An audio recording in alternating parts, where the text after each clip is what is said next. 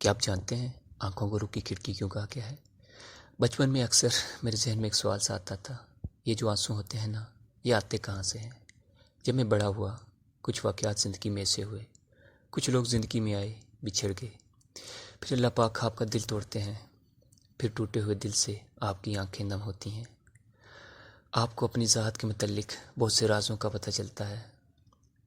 پھر مجھے سمجھ میں آیا کہ یہ جو آنسو ہوتے ہیں نا، یہ رنج کا آخری اظہار ہوتا ہے، کسی بھی غم کا آخری اظہار ہوتا ہے۔ آنسو جب ہم رو رہے ہوتے ہیں تو اس غم کی تبش ہمارے آنکھوں سے بہہ رہی ہوتی ہے۔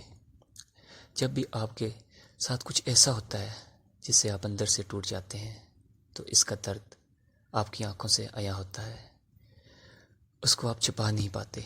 اس وجہ سے آنکھوں کو روح کی کھڑکی کہا گیا ہے۔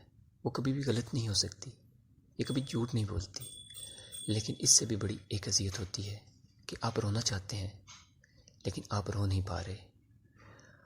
آپ رونا چاہتے ہیں، آپ اپنے دوستوں کے ساتھ بیٹھے ہیں، آپ اپنے اندر کے غم کی آگ کو اپنے آنسوں سے مدھم کرنا چاہتے ہیں، لیکن آپ رو نہیں پا رہے۔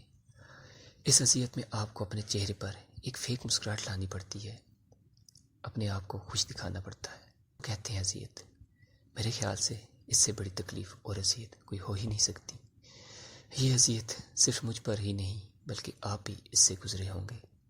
ہر کوئی زندگی میں کبھی نہ کبھی اس تکلیف سے گزرتا ہے، اور ایک بار نہیں کئی بار اس تکلیف سے گزرنا پڑتا ہے۔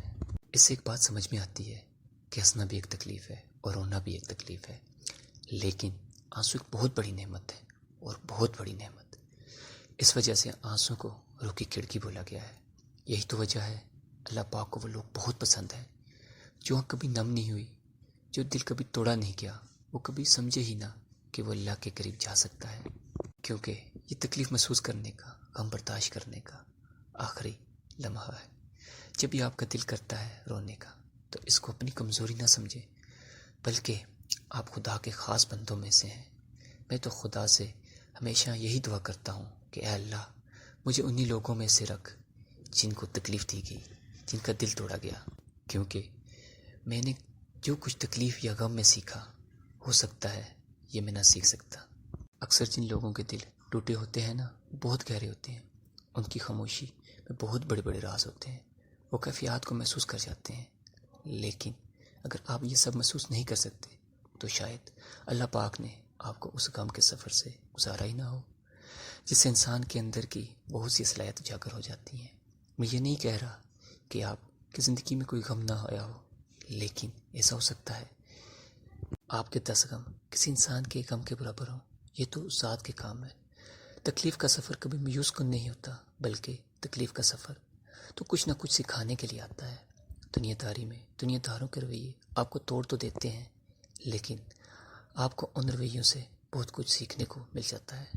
جب آپ کی آنکھوں سے آنسو بہہ رہے ہوتے ہیں نا، تو یہ اس بات کا ثبوت ہوتا ہے کہ آپ اپنے اندر کی تکلیف کو اپنے آنسوں کے ذریعے اپنے رب کے سامنے رکھنا چاہ رہے ہیں۔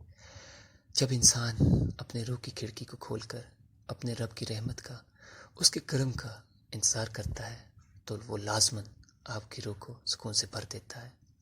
اس لیے کبھی بھی لوگوں کے رویے یا لوگوں کے بدل جانے سے اللہ پاک کی ذات پر شکوہ نہ کریں۔ یہ سب آپ کی روح کو کچھ سکھانے کے لیے کیا جاتا ہے۔